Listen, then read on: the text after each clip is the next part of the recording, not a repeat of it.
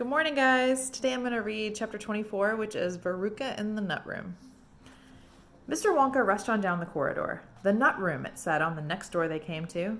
All right, said Mr. Wonka. Stop here for a moment and catch your breath and take a peek through the glass panel of this door. But don't go in. Whatever you do, don't go into the nut room. If you go in, you'll disturb the squirrels. Everyone crowded around the door. Oh, look, Grandpa, look, cried Charlie. Squirrels, shouted Veruca Salt. Jeepers, said Mike TV. It was an amazing sight. 100 squirrels were seated upon high stools around a large table. On the table there were mounds and mounds of walnuts, and the squirrels were all working away like mad, shelling the walnuts at a tremendous speed. These squirrels are specially trained for getting the nuts out of walnuts, Mr. Wonka explained. Why use squirrels? Mike TV asked. Why not use Oompa Loompas? Because, said Mr. Wonka, Oompa Loompas can't get walnuts out of walnut shells in one piece. They always break them in two. Nobody except squirrels can get walnuts whole out of walnut shells every time. It is extremely difficult. But in my factory, I insist upon using only whole walnuts. Therefore, I have squirrels to do the job. Aren't they wonderful the way they get those nuts out? And see how they first tap each walnut with their knuckles to be sure it's not a bad one? If it's bad, it makes a hollow sound and they don't bother to open it. They just throw it down the garbage chute. There, look, watch that squirrel nearest to us. I think he's got a bad one now. They watched the little squirrel as he tapped the walnut shell with his knuckles. He cocked his head to one side, listening intently. Then suddenly he threw the nut over his shoulder into a large hole in the floor. Hey, Mummy, shouted Veruca Salt suddenly. I've decided I want a squirrel. Get me one of those squirrels. Don't be silly, sweetheart, said Mrs. Salt. These all belong to Mr. Wonka. I don't care about that, shouted Veruca. I want one. All I've got at home is 2 dogs and 4 cats and 6 bunny rabbits and 2 parakeets and 3 canaries and a green parrot and a turtle and a bowl of goldfish and a cage of white mice and a silly old hamster. I want a squirrel. All right, my pet, Mrs. Salt said soothingly. Mummy'll get you a squirrel just as soon as she possibly can. But I don't want any old squirrel, Veruca shouted. I want a trained squirrel. At this point, Mr. Salt, Veruca's father, stepped forward. Very well, Wonka, he said importantly, taking out a wallet full of money. How much do you want for one of these crazy squirrels? Name your price. They're not for sale, Mr. Wonka answered. She can't have one. Who says I can't? Shouted Veruca. I'm going in to grab me a squirrel this very minute. Don't, said Mr. Wonka quickly, but he was too late. The girl had already thrown open the door and rushed in. The moment she entered the room, 100 squirrels stopped what they were doing and turned their heads and stared at her with their small, black, beady eyes. Veruca Salt stopped also and stared back at them. Then her gaze fell upon a pretty little squirrel sitting nearest to her at the end of the table. The squirrel was holding a walnut in its paws. All right, Veruca said, I'll have you.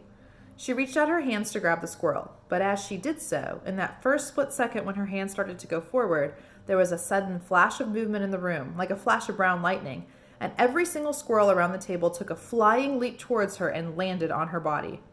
25 of them caught hold of her right arm and pinned it down. 25 more caught hold of her left arm and pinned that down. 25 caught hold of her right leg and anchored it to the ground. 24 caught hold of her left leg. And the one remaining squirrel, obviously the leader of them all, climbed up onto her shoulder and started tapping the wretched girl's head with its knuckles. Save her, screamed Mrs. Salt. Veruca, come back. What are they doing to her? They're testing her to see if she's a bad nut, said Mr. Wonka. You watch. Veruca struggled furiously, but the squirrels held her tight and she couldn't move. The squirrel on her shoulder went tapping the side of her head with his knuckles. Then all at once the squirrels pulled Veruca to the ground and started carrying her across the floor. My goodness, she is a bad nut after all, said Mr. Wonka. Her head must have sounded quite hollow. Veruca kicked and screamed, but it was no use. The tiny strong paws held her tightly and she couldn't escape. Where are they taking her? Shrieked Mrs. Salt. She's going where all the other bad nuts go, said Mr. Willy Wonka, down the garbage chute. By golly, she is going down the chute, said Mr. Salt, staring through the glass door at his daughter. Then save her, cried Mrs. Salt. Too late, said Mr. Wonka. She's gone. And indeed she had. But where, shrieked Mrs. Salt, clapping her arms. What happens to the bad nuts? Where does the chute go to? That particular chute, Mr. Wonka told her, runs directly into the great big main garbage pipe, which carries away all the rubbish from every other part of the factory. All the floor sweepings and potato peelings and rotten cabbages and fish heads and stuff like that. Who eats fish and cabbage and potatoes in this factory, I'd like to know, said Mike TV. I do, of course, answered Mr. Wonka. You don't think I live on cacao beans, do you? But, shrieked Mrs. Salt, where does the great big pipe go to in the end? Why, to the furnace, of course, Mr. Wonka said calmly. To the incinerator. Mrs. Salt opened her huge red mouth and started to scream. Don't worry, said Mr. Wonka. There's always a chance that they decided not to light it today. A chance, yelled Mrs. Salt. My darling Veruca, she'll be sizzled like a sausage. Quite right, my dear, said Mr. Salt.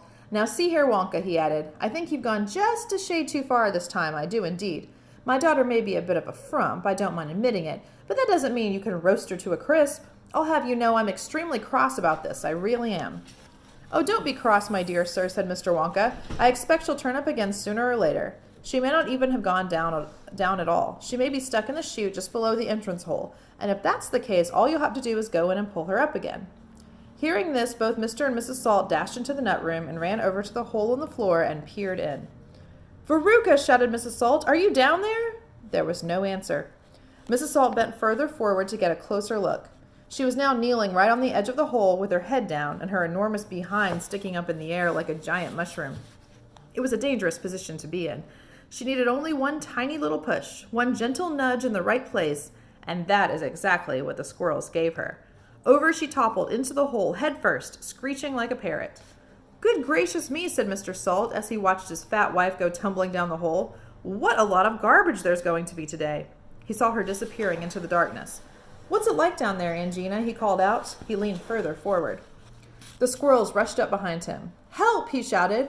But he was already toppling forward, and down the chute he went, just as his wife had done before him, and his daughter. Oh, dear, cried Charlie, who was watching with the others through the door. What on earth's going to happen to them now? I expect someone will catch them at the bottom of the chute, said Mr. Wonka. But what about the great fiery incinerator? Asked Charlie. They only light it every other day, said Mr. Wonka. Perhaps this is one of the days when they let it go out. You never know. They might be lucky. Shh, said Grandpa Joe. Listen. Here comes another song. From far away down the corridor came the beating of drums. Then the singing began. Veruca Salt, sang the Oompa Loompas. Veruca Salt, the little brute, has just gone down the garbage chute. And as we very rightly thought, that in a case like this we ought, to see the thing completely through, we've polished off her parents too. Down goes Veruca, down the drain. And here perhaps we should explain that she will meet as she descends a rather different set of friends. To those that she has left behind, these won't be nearly so refined. A fish head, for example, cut this morning from a halibut. Hello, good morning, how do you do? How nice to meet you, how are you? And then a little further down, a mass of others gather round. A bacon rind, some rancid lard, a loaf of bread gone stale and hard, a steak that nobody could chew, an oyster from an oyster stew, some liverwurst so old and gray one smelled it from a mile away, a rotten nut, a reeky pear, a thing that cat left on the stair, and lots of other things as well, each with a rather horrid smell. These are Veruca's newfound friends that she will meet as she descends, and this is the price she has to pay for going so very far astray. But now, my dears, we think you might be wondering, is it really right that every single bit of blame and all the scolding and the shame should fall upon Veruca Salt? Is she the only one at fault? For though she's spoiled and dreadfully so, a girl can't spoil herself, you know.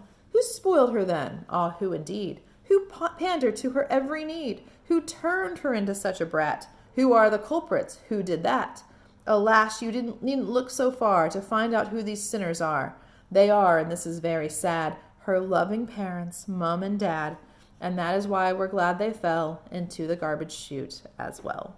All right, that's the end of chapter 24. We'll read chapter 25 tomorrow, The Great Glass Elevator.